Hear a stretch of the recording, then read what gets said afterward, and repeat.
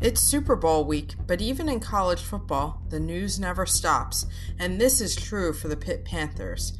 We discuss new commitments, the schedule release, and we pay tribute to a Panthers legend. That and more on this week's Hail to Pitt podcast.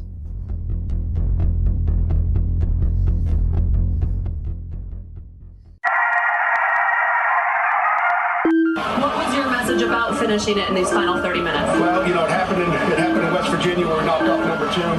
It happened in South Carolina, and it's happening in Pittsburgh today. Our guys had a lot of guts tonight. We're just going to keep getting better. I mean, that's what it is. One hell of a game that you will never, ever forget. We shocked the world! Hail to Pitt. Hail to Pitt! This is the week of February 1st, and this is the Hail to Pitt podcast. I'm Alan. I'm Vince. And I'm Pam. And now everyone can stretch out and relax a little bit, plan their 2020 fall activities. We took a little week hiatus, and man, we got a little show to put together here. Some news, some notes, some cruitin', some hoopin' to talk about going down with the Pitt Panthers, and mass confusion from Coach K facing the Pitt Panthers. Going to have a lot of fun on this show, and we got schedules to talk about. Let's get right to it. At H2P Show on Twitter if you want to follow us on social media, and email us, hail2pittpodcast@gmail.com. Pam, I don't know where to begin. The schedule coming out's really exciting, but then seeing Coach K and go nuts on his own people because he loves Jeff Capel so much, it was very memorable for me. It was my favorite thing so far in 2020.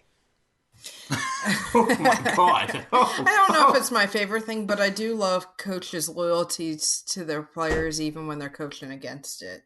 Lifelong learning.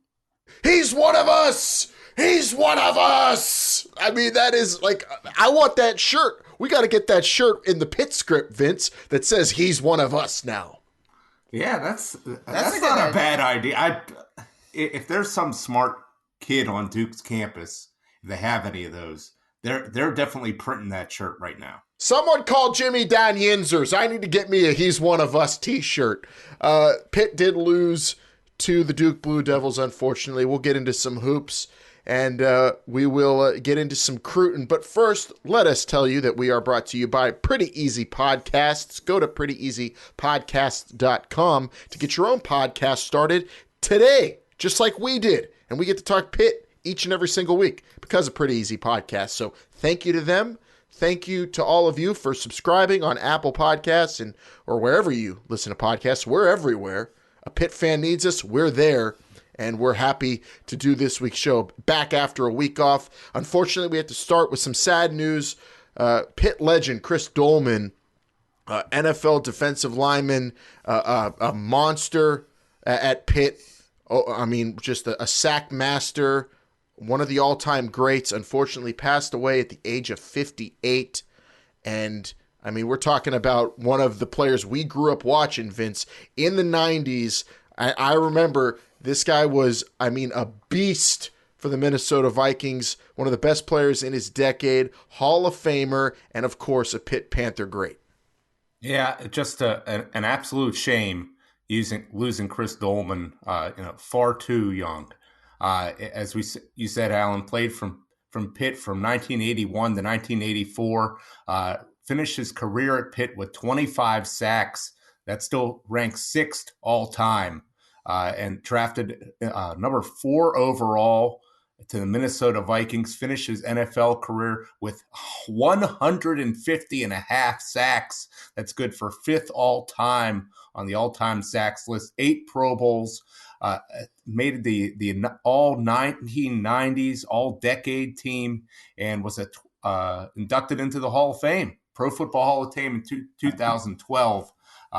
This guy did it all in his pro career, and was just a tremendous player at Pitt. Just another in a long time list of great Pitt Panthers that really made it to the highest level with the pros, and it's just a shame that he passed away so young. It's just a great ambassador to the university. Oh, for sure. And the great thing about Chris Doleman is that he did play in the 1990s. So what was cool this week with him passing away, at least for me, I mean, I remember watching like great defensive linemen in the 90s when I grew up first watching football, where you knew John Randall, you knew Chris Doleman, and a handful of other guys. And so I was on YouTube looking at old Chris Doleman highlights, watching him just terrorize quarterbacks in the NFL and at Pitt. And I highly recommend, if you're a Pitt Panther fanatic and you want to maybe pay tribute to one of the legends, I would say take the time, maybe 5-10 minutes, and just have some fun on YouTube. That's what I did. I'm sure that the team and the university will have a great tribute to him during the season. But yes, unfortunately, Chris Doleman passes away at the age of 58. So we will always remember him here at the University of Pittsburgh, where, you know, defensive linemen, we maybe take them for granted, Pam, since we get so many great ones. But I mean, for Aaron Donald is yet to reach Chris Doleman status. I'll tell you that. He's on his way, though. Yeah, and Doleman had a fairly long career as well, and really represented Pitt. You saw the outpouring of support for him on social media as well. Rest in peace, Pitt great Chris Doleman. And yeah, it's a sad way to start the show, but we do have a lot to get into, and we will start with football because it is Cruton season, Vince, and Pat Narduzzi has been very busy tweeting and taking pictures with young recruits. Yeah, we're going to be getting into that as we get closer to this signing day of 2020, which will be the first Wednesday in February next week. So we will certainly have some more to talk about if Pitt adds any commitments to their class. We'll certainly be talking about that. But a lot of action that's taken place over the past week, several weeks this new year, has been on that 2021 class. Pitt held a junior day, highlighted by the basketball victory over North Carolina, and a whole lot of juniors, a whole lot of class of 2021 players were there. And one guy who made a commitment is a safety, Javon McIntyre. This guy's a 6'1", 180-pound safety prospect, defensive back prospect, 3 stars, considered a top 20 player in the state of Pennsylvania by Rivals.com. And this guy had a lot of big-time offers, I think. Penn State, Boston College, Iowa State, Maryland, Michigan State, Tennessee, Virginia Tech, West Virginia. And what I think is most important about this, Pam, is not that they're just getting a good player, but they're getting a player from Emotep Charter High School out in Philadelphia. This has been a school that has been putting out a lot of big-time, high-caliber Division I talent, and this is huge to open that pipeline out there. Yeah, Pitt hasn't typically under Narduzzi recruited out in Philadelphia, or at least successfully. You don't see too many kids. So even just opening up the Philadelphia pipeline as well, and Emotep Charter in the city is one of those top schools, always producing talent, like you said, but always good to tap into a semi-local market. I mean, it's only 4.5 hours on the turnpike, and being able to get into different schools in the Philadelphia area will only increase the talent pool here in the state as well. Yeah, and on that junior day, Emotep Charter brought out a whole truckload of fine athletes. There's 6 or 7 kids? Yeah, they had a lot of kids out there. I don't know how many of them Pitt has offered, but hopefully we could get our hands on some of those players. I mean, they've produced a lot of good guys. You know, Coach Wanstedt was able to recruit Eastern Pennsylvania and New Jersey fairly well, and that's with all the coaching changes that kind of got lost. But you know, if Coach Narduzzi can get out there, I think that would be huge. Early in Narduzzi's tenure, they still get to North Jersey and recruit there a little bit. Yeah, sure. And they've had some commitments, but not really the Philadelphia market at all. I like this because he's striking while the iron's kind of hot in that region. You have coaching changes at Rutgers, and Boston College, two universities that attack that area a little bit. You mentioned Boston College, and they're throwing an offer at here at McIntyre, Vince. So Pat Narduzzi strategic in that regard, I think. Yeah, I mean, at the end of the day, he's going to try to go out there and get the best players, the best fit for his football team. I don't think it matters. He cares about who offered them or where they're from. But certainly, if you're getting guys that your competition wants and that are good players, especially ones that are close to home, like you said, Pam, I think that's just huge, not just for this player, but for the future as well. Now, real quick, is this the guy that Narduzzi took the picture with that everybody was like taking magnifying glasses to because they saw another name on a piece of paper in the picture?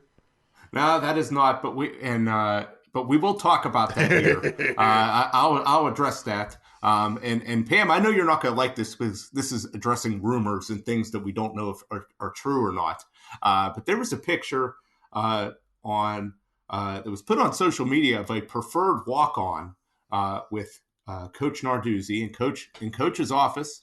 And as we all know, the coach has this tradition where he has this football for each class, and anybody who commits signs this football, kind of saying that they are there. They are going to stick with this program up until the signing day and beyond.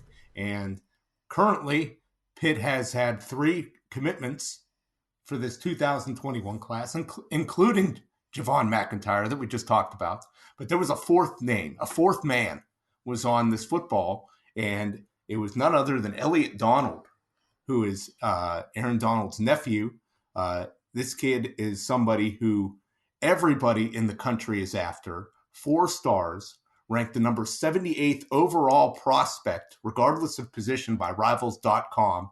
He's been offered by LSU, Penn State, Ohio State, Michigan, Notre Dame, Texas A&M, Michigan State, WVU, Mississippi State, Wisconsin. I'm sure there's going to be more offers to come. Everybody is after this kid out of Central Catholic, 6'3", 255 pounds, interior defensive lineman.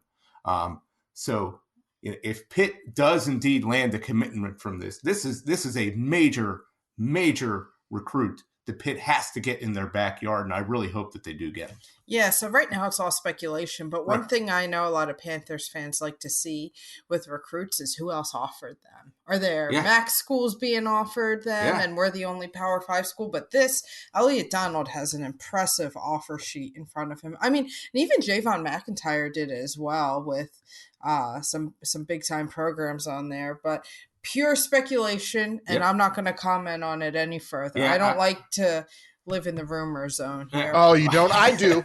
I'll comment. Of course he's coming to Pitt. His uncle's name is on a building now. He donated all that money, and so come on. This is a no-brainer. And if he doesn't, I'd be a really upset uncle if I was Aaron Donald. Would you want to disappoint your Uncle Aaron that way? That's all I'm saying.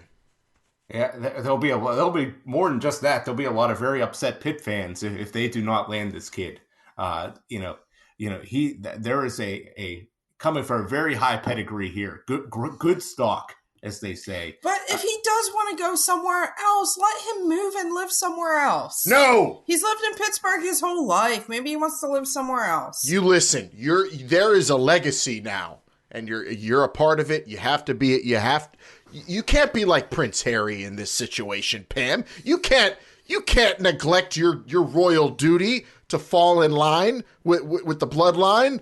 You have to follow in Uncle Aaron's footsteps and break all of his records. Be the next great Pitt Panther defensive lineman. I think it's great if he comes here, but if he doesn't want to, we'll see what happens for him. There's been too many times over the past several, almost decades, that legacy players have not come to Pitt.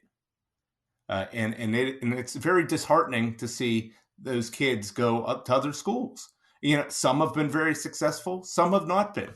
But you always think about what if they would have come to Pitt. And I hope that Mr. Donald chooses to come here. And even if he's half the player that Aaron Donald is, Pitt is still getting a tremendous athlete. I refuse to live in a world of what ifs, Vince. My whole point is, if he wants to come here, great, but let the kid decide and don't be mad.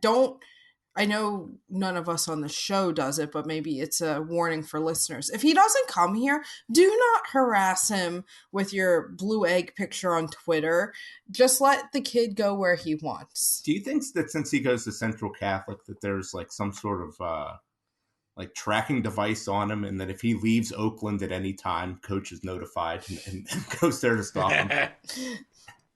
I'm sure it's easy. And I don't even think you need a tracking device. It's easy enough to keep track of someone in Oakland. I mean, it's kind of it's really narrow. It's easy to see where people are going. I'm sure he's got spies all over.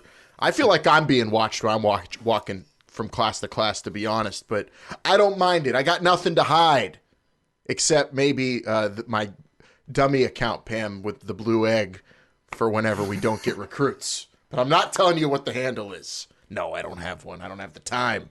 Yeah, okay. We'll see if Aaron Donald's nephew commits to Pitt. But that was great seeing everyone speculate about Elliot Donald and the name on the ball. Was it his? I don't know. I didn't even zoom in.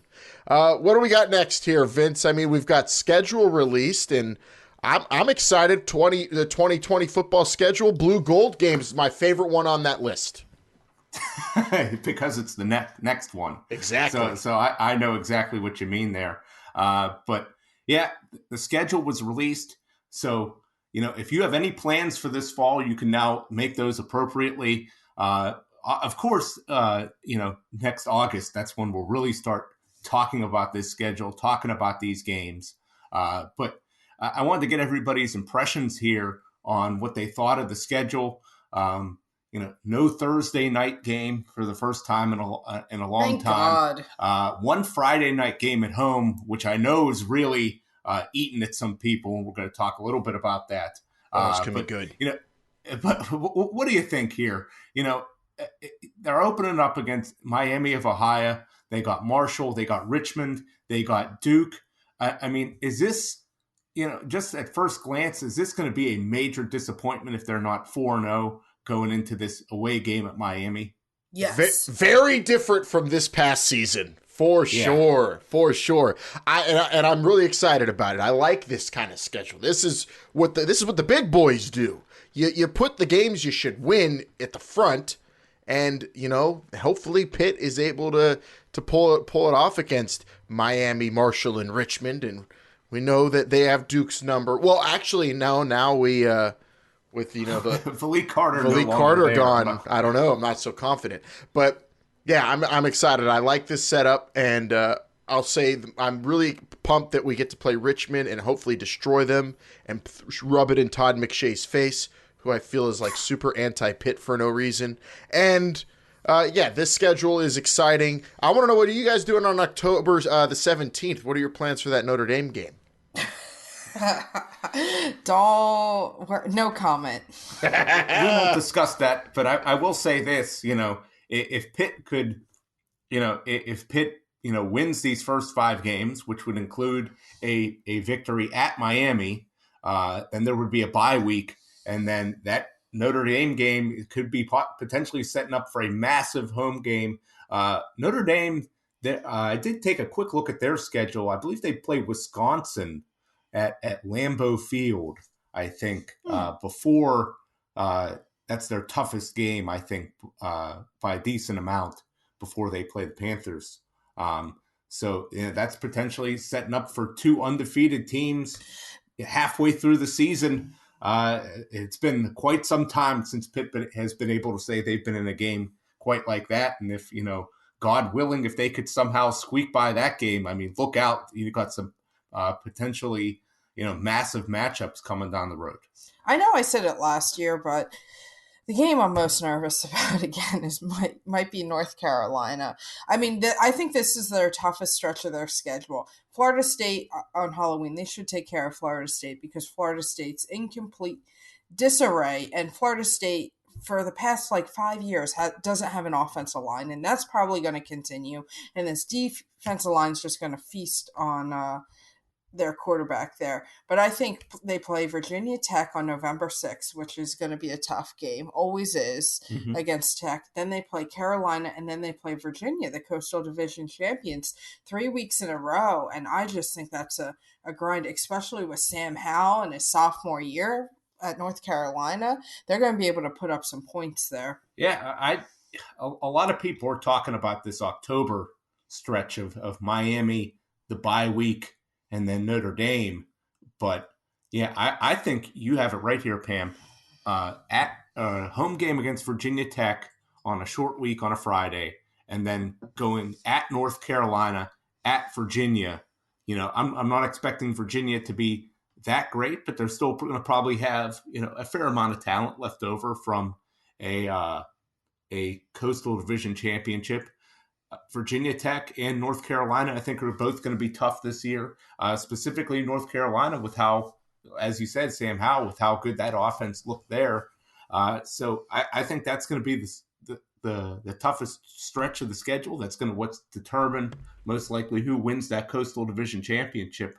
Is going to be determined by those 3 games. I'm just hyped that we get to finish the season against Syracuse in kind of a rivalry game. That's an awesome way to finish it off at home too. That is going to be really fun, I think, at the end of November. And yeah, this is obviously a lot left to be desired out of conference.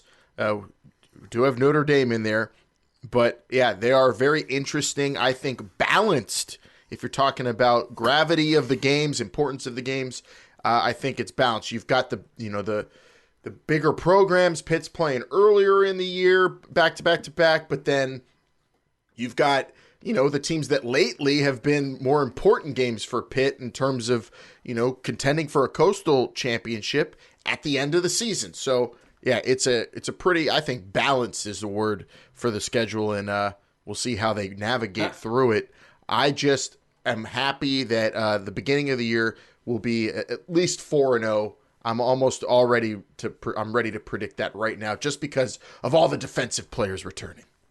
I hope so, and we'll be talking about this. This defense, if they rise to the occasion and play like the talent they are, they should be able to win a lot of games based on defense alone. One last thing I wanted to touch on with the schedule is this Friday night game. A lot of controversy surrounded this. Pitt has played in some Friday night games in the past, but never at home. And University has always made it very clear they don't want to play it at home on a Friday night. That should be reserved for high school football, specifically in Western Pennsylvania. But here we are. Pitt's going to be playing a Friday night game. Does this bother you? It doesn't bother me per se, but I'm not from here. And I mean, I grew up going to high school football games, but those were different times in a different place, but it doesn't bother me. And one thing that I should caution people is they want Pitt to be in more of a national spotlight. This is a standalone game. This is an opportunity for Pitt to showcase themselves in a standalone spot, and that's what people want, Pitt on a bigger stage, and this is a bigger stage. Yeah, Pam, but who am I going to get to cover me at the concession stand at the TJ game? Who's gonna be able to make fill in for me holding the yard markers at the Wolverina? People work for their communities on Friday nights, and they're going to miss this game. Yeah, that is a big thing. A lot of people are involved with the high school football action going on a Friday night. And at that point in the season, this is going to be a playoff weekend too. So yes, you aren't going to have. I believe it's going to be the first week of the playoffs. So yes, you won't have every team playing per se, but it's still going to be an intense week under the lights on Friday night. So I really don't like this. I understand for television why it's important. But a Friday night game, even if you're a big time program, unless it is a massive game, I don't know how much you really stand to gain by this. Now, this you get those TV dollars though, and well, you do. Yeah, I understand that. Like I said, I understand that part, but from a national perception standpoint, I'm not sure really how much there is to gain from this. Now, however, you got to think about, this is a later game in the season against a team that's going to probably be picked in the top 3, at least, to win your division. So this is going to be potentially a very important game for the Panthers. Maybe not on a national stage, but certainly on a local stage and in the conference. Yeah, it definitely affects the community is not going to be as buzzed about this game, but I don't think it'll affect the students who are going to be ready for some Pitt football on campus. I don't think it's going to affect season ticket holders as much, but I think those what do we call them at the gate tickets there, Vince? What do you call those? Walk-ins. Walk-up crowd is definitely going to be affected on the Friday night. And we'll see. First, it's interesting. I like it's different. Exciting, new, and different is why I'm kind of embracing it. My question is, will Yellen be eligible in that game or any game this year? Because that was the other piece of news we had lined up here, wasn't it? The new transfer from Arizona State trying to be able to play this year? Yeah, this kind of came as a surprise to me, considering he was just a freshman last season. So it's not like he doesn't have a redshirt season available. He's trying to play right away. And even more bizarre is that, Pitt has a multi-year starter senior quarterback returning, and a quarterback that played, fairly well, in my opinion. So it's not like, Pitt doesn't have anybody there, and Yellen, it's anybody's game. I mean, certainly there would be, a quarterback competition. There's always competition, but this seems a little strange. And Coach, he had some rather interesting comments. He said, "We'll do our best to get what he feels like he deserves, but either way, it will work out the way it's supposed to." I guess I'm not quite sure what he meant by that. I don't know if Coach is even keen on this idea or if he's just trying to accommodate the kid. But I don't really have any information on why he's trying to get this immediate eligibility, but it just seems a little strange, a little off to me. Well, maybe, it only takes one hit and Pickett's done, So you can't have, from a Pitt team perspective, you can't have enough good quarterbacks on your roster. But at the same time, he's coming in as, Pitt already has 3 quarterbacks on scholarships. Are you comfortable with Nick Patty for a season if Pickett goes I'm not down? saying I am, but that's the question to be asked here. If you're Joey Yellen, you got to have a whole lot of confidence that, even to be the backup, you got to come in and beat 2 other guys. There is something to be said about the confidence, and that's a good thing. I guess maybe not the smartest thing if you're Joey Yellen, because you set yourself up for more playing time if you wait, if you're patient.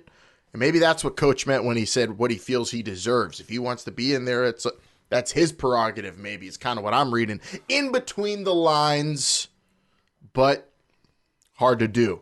That's speculation, Pam. I like doing it, but I guess not too much, especially in this case. That's very difficult. Any other news about new players for the Pitt Panthers, Vince?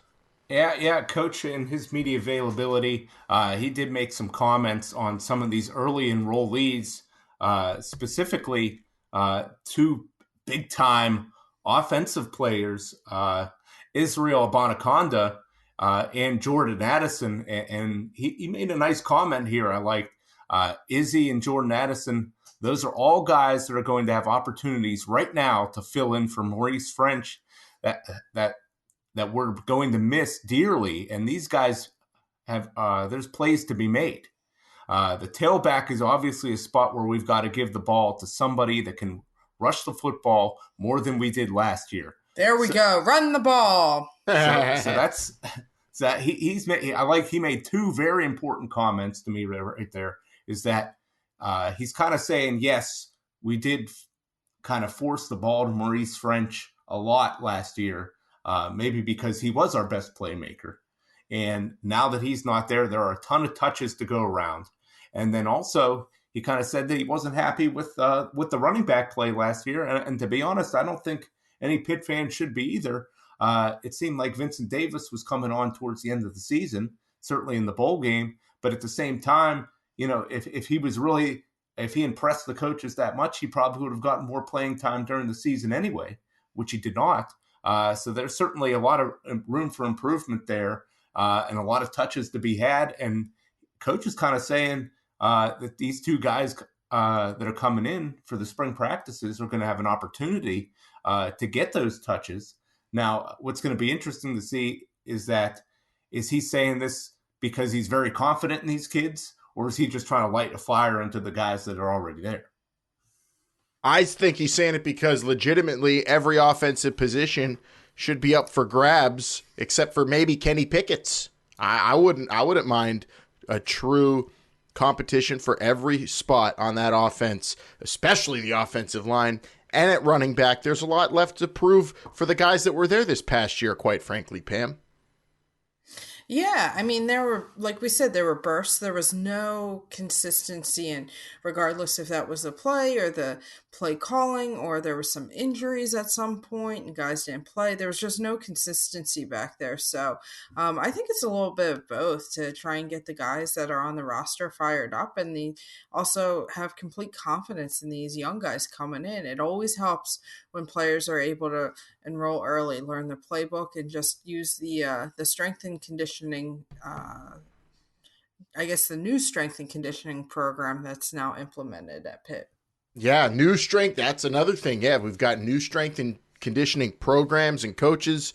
Rumor on campus, I think this is totally false, was that they were being forced to run across hot coals. I think that would be cruel and unusual, Vince. I don't think it's true. But I was hanging out way down in the basement of the cathedral, eating some sushi, and I was talking to one of the janitors, and he was trying to tell me that he heard that they just had different tactics than the old strength and conditioning coaches. Remember when Bob Nutting was having the Pirates do all that weird training? What do you mean weird training? It was like that weird. They were doing like weird military training or something like that. I have no idea what you're talking about. Yeah, it was a thing. I don't remember that, but I remember when he tried to sign cricket players and guys from India because he didn't want to pay anybody else. But that's another thing. Well, that was part of the deal here, is that he did this unusual training, but there weren't too many that were willing to sign up to do that at such a low price. Either way, it didn't work out. So hopefully the Panthers aren't doing anything that extreme. But at the same time, I hope that they could walk over hot coals barefoot if they had to. All right. Well, that's it for the latest on football. Another quick tidbit here is the XFL begins next weekend. And with the start of that league, I mean, there are a plethora of Western Pennsylvania players in this league, and there are Pitt players in this league that you should keep your eye on. If you like following Pitt Panthers in the pros, this is going to be professional football, and they're going to be playing, and some of them are going to, I think, stand out in this league. James Folston is going to be in this league. Vince, Dwayne Hendricks, and Dorian Johnson, an offensive lineman that the Pitt Panthers could desperately use right now. Yeah, Dorian Johnson was an excellent offensive lineman for the Panthers. Probably, was a part of one of their best offensive lines in years. And it's no coincidence that Pitt had such a good offense that season. Led the whole nation in scoring, for crying out loud. Just didn't have the size maybe to play in the NFL. But Alan, with the pace of play in the XFL, that's right up his alley. He is well suited for that. Oh, absolutely. And then talk about the pace of play and the standouts in this league. I mean, I don't know if they're going to let them wear crop tops, but if they do, I'm sure James Folston's going to be wearing one. And he's going to be playing for Bob Stoops' Dallas Renegades. It's going to be, I think, a really fun league, and it's going to be great to follow some Pitt Panthers in this league for sure. And who knows how many of them from the team this year go into that league next year if they have a second season, Vince, which I would bet that they do. And I don't know, do you think Kenny Pickett's at least XFL capable? Oh, at least, yeah. I've been following this XFL a little bit, and I will say just a little. By looking over the rosters, James Folston, this guy definitely has the best body in the whole league. This guy is just shredded from head to toe. Probably not an ounce of fat on this guy's body. Going to be playing outside linebacker, I believe, for the Renegades. So I'm interested to see what he does there. It's going to be an exciting league. And like you said, Alan, I think more and more Panthers, if they don't quite make it in the NFL, the XFL could be a good landing spot for them. For sure. And, that's really cool. Maybe we'll have to keep an eye on some Pitt Panthers throughout the season and do our own version of what they do on game days of Panthers in the NFL, Pam, where we might have to give some updates on what Dwayne Hendricks and James Folston and the rest are doing in the league. Yeah, always good to see Pitt Panthers at the next level. Hell yeah. And if you want any more on that league, we do have our sister show, XFL show, if you want to check that out. We definitely will be keeping track of those players over there all season long.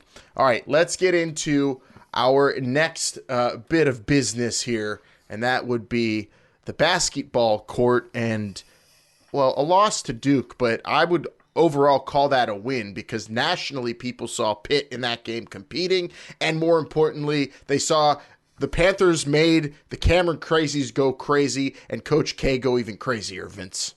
Yeah, if nationally, if people didn't go to sleep before that game got interesting, they saw the Panthers really make a great comeback. They were down 18 points in the second half, and they pulled within 3. If we have any committee people on the West Coast, they were watching that game, and they're definitely voting us into the tournament.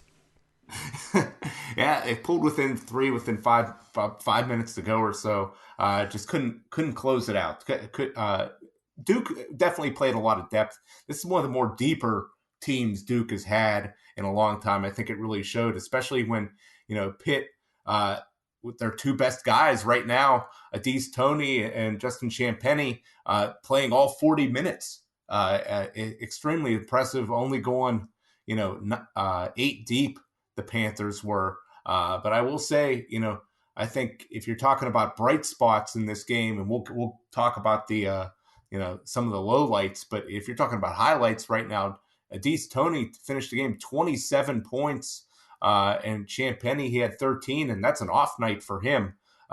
Those guys are looking pretty good. They're looking tough. They're looking like old Pitt time players, and I think that's extremely important going forward. Yeah, in a game like this, you want a team to compete and not give up, and you want these young guys to get experience in a big time atmosphere. And I've been really impressed with Toney and the way he's been playing throughout the year, especially as the year's gotten on. He keeps getting better and better, and that's what you like to see at this time of the year, especially for a team like Panthers. You just want that constant improvement.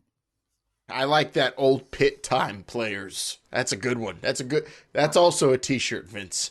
And I like seeing Capel now kind of just go all in with the guys that have been performing with Adese Toney and Champagnie. Just leave them out there. Why not? They've been the guys delivering and improving game to game for you, and that was great to see. Yeah, I think he knows that he doesn't have the depth right now to play other players, and especially on nights like last night where McGowan's and Johnson had off nights. Other guys have to pick it up. McGowan's 0 for 7 from the field. Xavier Johnson only 3 for 10. Murphy, he only took 1 shot and missed it in the 14 minutes that he played. That kind of stuff. Those guys have been scoring a lot of points in some games, but when they're all off, somebody else has to pick up the slack, and he went with the best guys he's got. And one more thing I'll say about Toney is ever since he cut his hair, he has done just tremendous the way he's been playing. Which is rare. Rare. Usually longer hair helps, but you're right. Yeah, it's the exact opposite of Andrew McCutcheon. Well, yeah. He is just, I'm serious. We're not getting into a baseball conversation right now. Before Andrew McCutcheon got hurt, he might not have had the numbers last year for the Phillies, but his on-base percentage was pretty good. We're not getting into a baseball conversation. And that offense did not function without him. So I like short-haired McCutcheon as well. So, Alan, let me completely change gears. away from hair and baseball here for a second.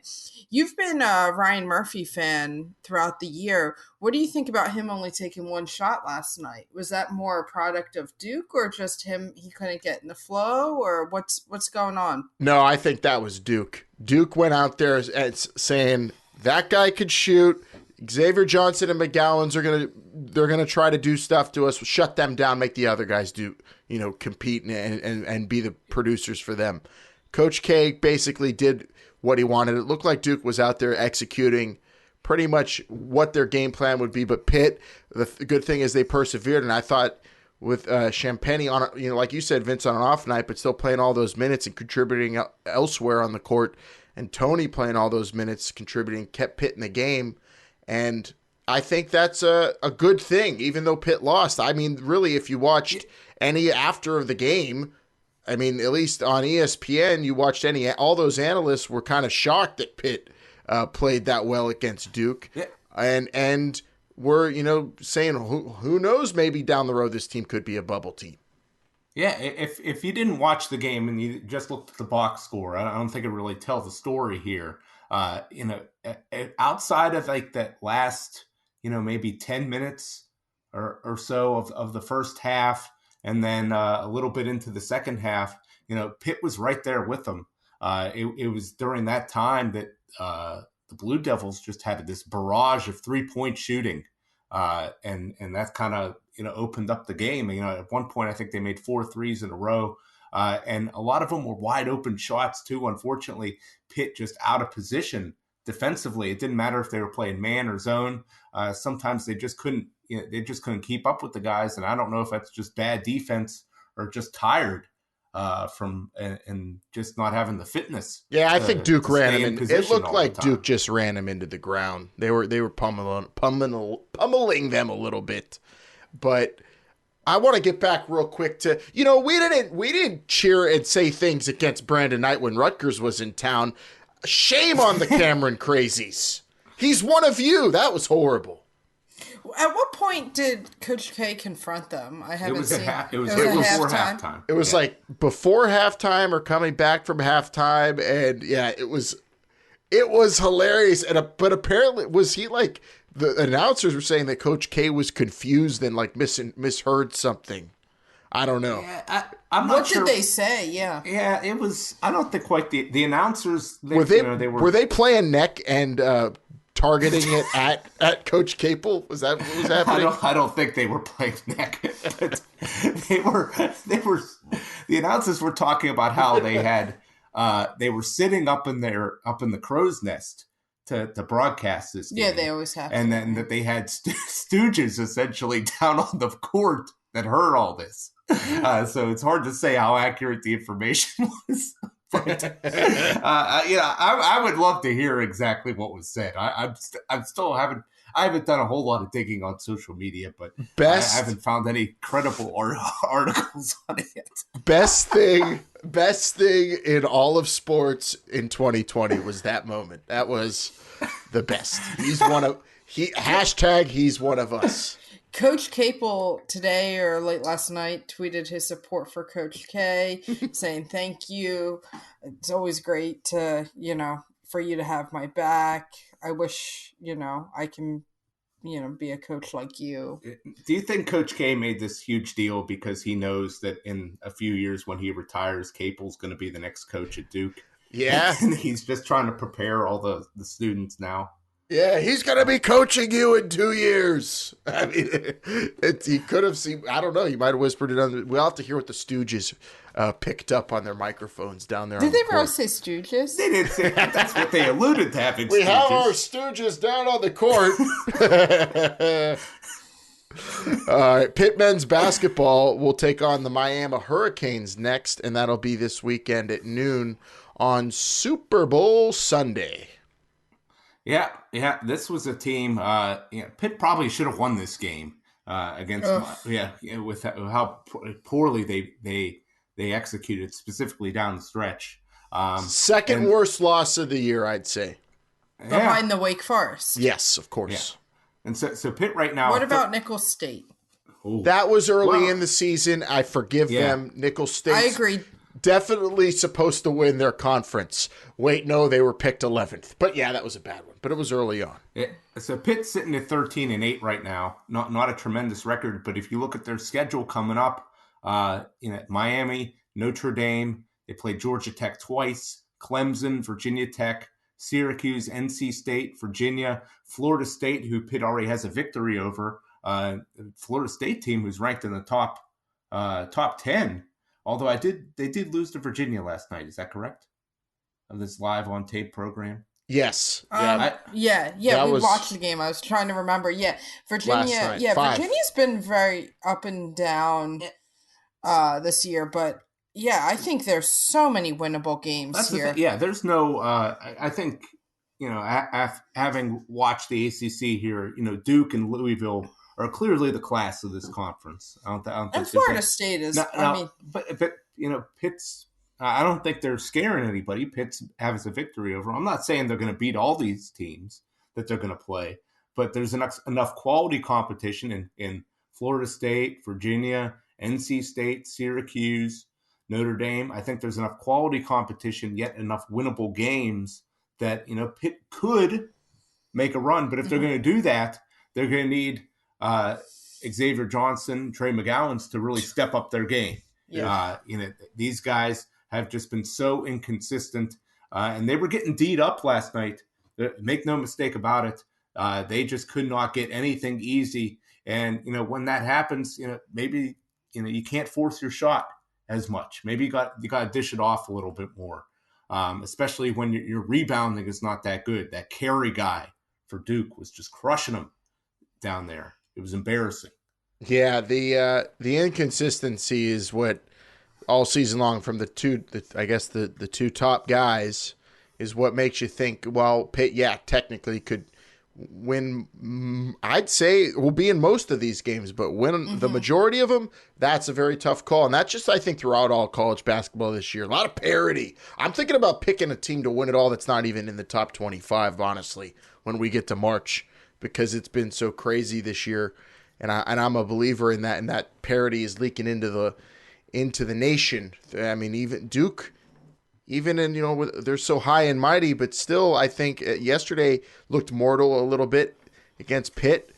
Louisville hasn't looked, they're number one, but they've had their moments too. I think down the Pitt stretch, could have won that game too. Yeah. They with that controversial call. Yeah, Alan, with.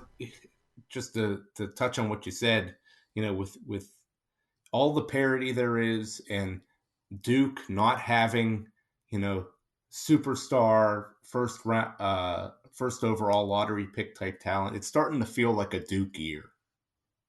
Ugh, I hope not, and I'm going to say it's not. I'm not picking Duke this year, from what I saw.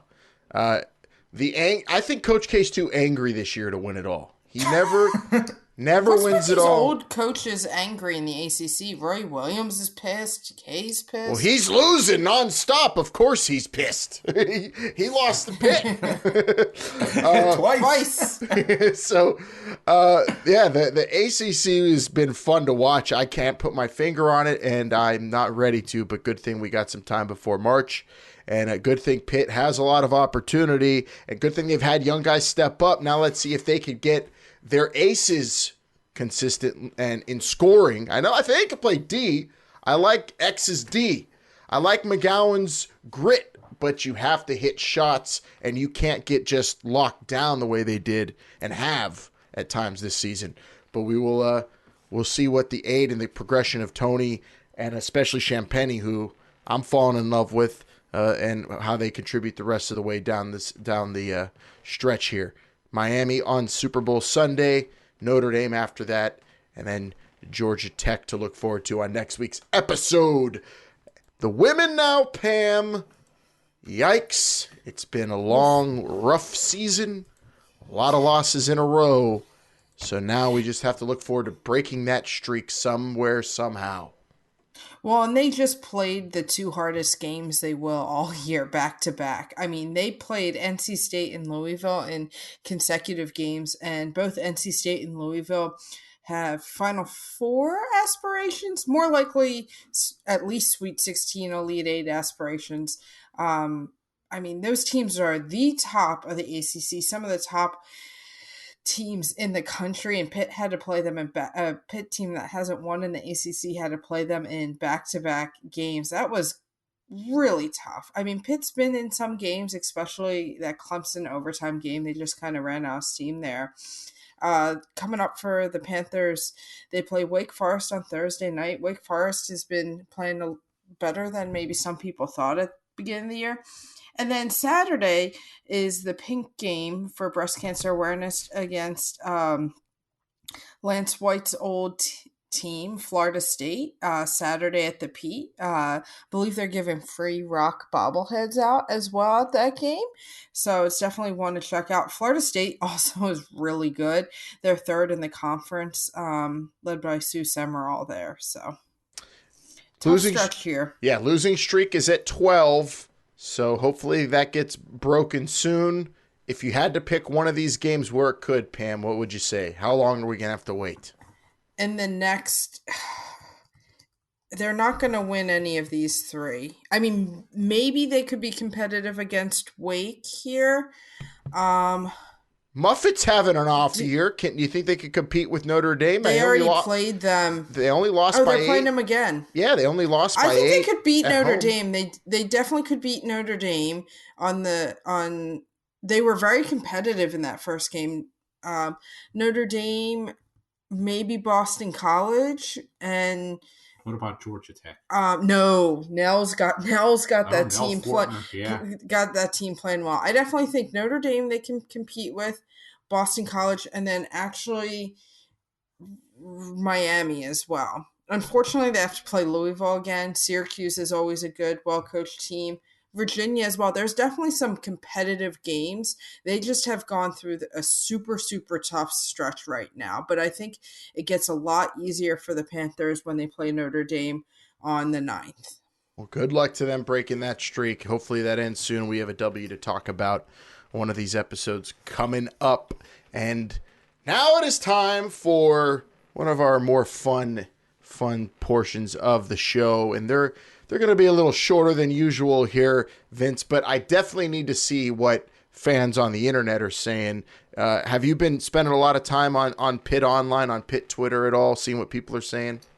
I have been. What's the vibe? What's the overall vibe right now? Well, last night was just a little bizarre. People, a lot of anger, but then a lot of confusion also. Probably a lot of what Coach K was feeling. He's confused. Help him out. He's one of us. Let's see what they're saying on the Pitternet. Can you explain what internet is? I hear there's rumors on the internets. And to all those faceless keyboard warriors on Twitter. But we're a good darn football team. I'm proud of these guys. All right. Let's see which category this one falls under. With confusion or anger or what. This is from Reddit.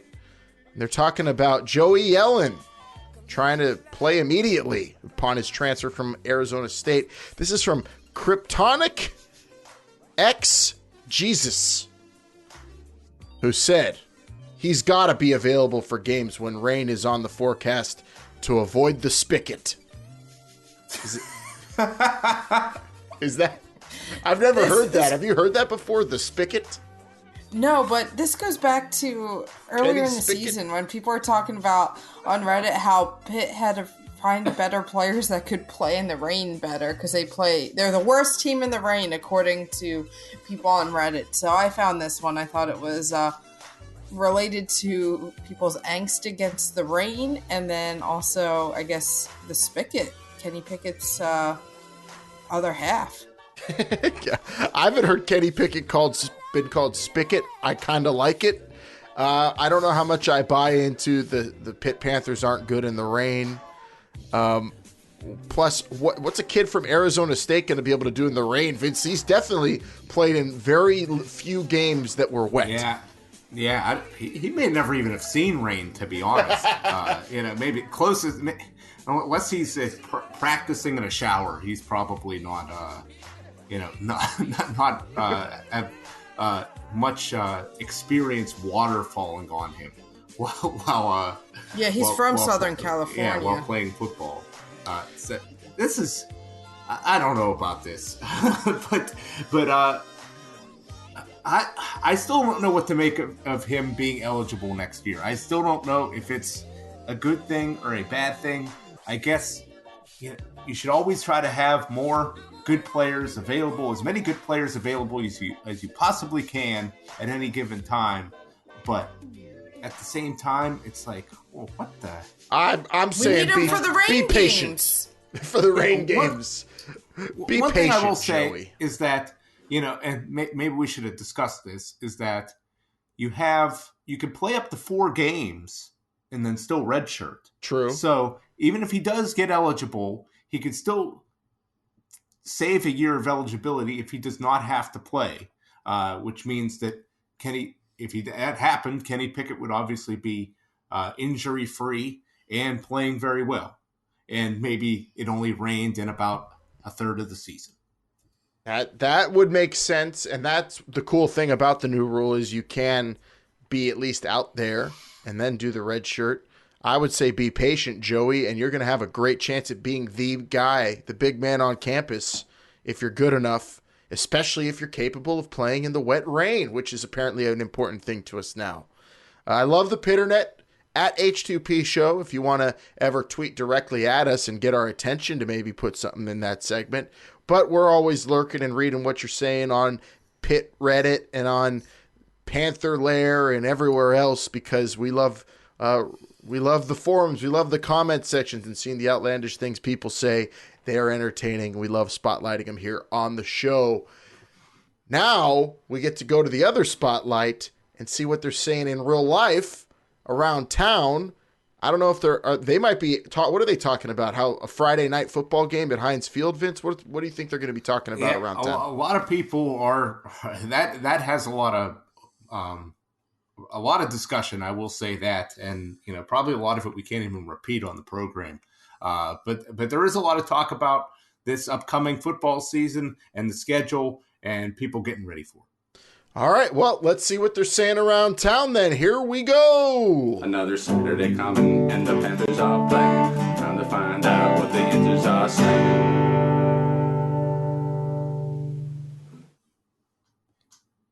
You pay for your football season tickets yet? Nah, I spent too much on them Def Leppard Motley Crue tickets. Oh, yeah, they're going to wreck that place even worse than Kenny Chesney. Yeah, but not as bad as Bob Nutting. Hell to Pitt. What the answers are saying. So that's what the answers are saying. Everybody getting ready for this big Pitt football season coming in 2020. I think it's going to be one of the best in a long time. I'm just super excited about it. But we got to get through this basketball season first, which we're going to be talking about next week. Hopefully we have a few more wins to talk about for the Panthers and hopefully some recruits next week. Big recruiting talk. Yeah, Cruton. Yes. Cruton talk is going to be a lot of fun next week. Hey, also, don't forget, we do have a telephone line for you to ever call into if you want to be heard directly or just contact us directly. The number is 412-407-3387, and that is the Pitt Panther. What are we calling that? The Panther line? I always forget the name we gave it. It's different every week, but the number never changes. 412-407-3387. If you want to call in, leave a voicemail, comment, question. Hey, if you're really good at playing an instrument and you want to play neck, we'll air it on the show. I'm not afraid. I'll do it, Vince. I don't know about that. Pam does have veto power. Make it clean. 412-407-3387. And until we see you next week, thanks for subscribing. Tell the Pitt Panther fan in your life all about the show. We'll see you next episode. Vince, what do you have to tell them? Hail to Pitt. Hail to Pitt. Hail to Pitt.